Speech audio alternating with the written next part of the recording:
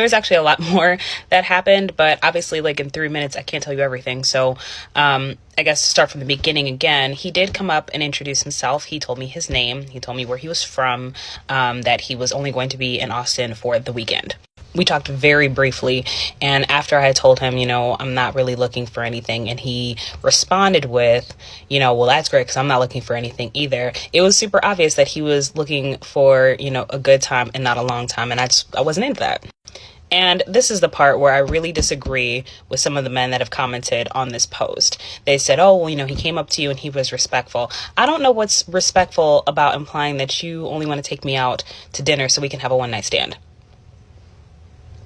I don't feel, I feel like that's like the definition of, a transactional experience, of using someone for their body as an object, like, ew.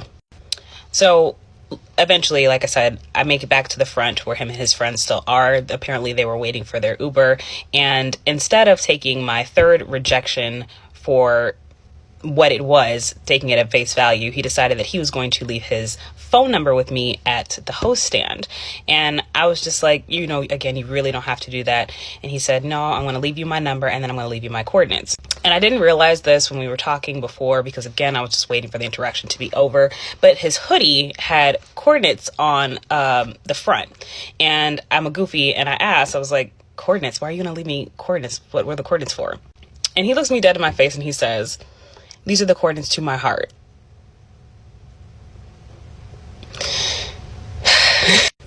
Initially, was he rude?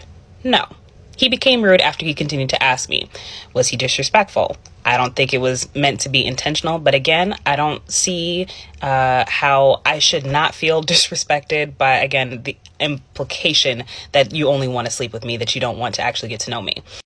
And the last thing was his body language. I wasn't into it from the very beginning because of how he was looking at me. He was looking at me like a piece of meat, and then proceeded to treat me like I was something to be hunted, like I was something to be conquered. And I don't like that. I don't like that. The whole thing was just super frustrating, and even these comments are annoying because I have feelings. I'm a person. Women in general, when we say no, like, our no means no, and we have our reasons. And I don't understand why we can't just simply be respected for our reasons without even having to share them with you, because it doesn't fucking matter.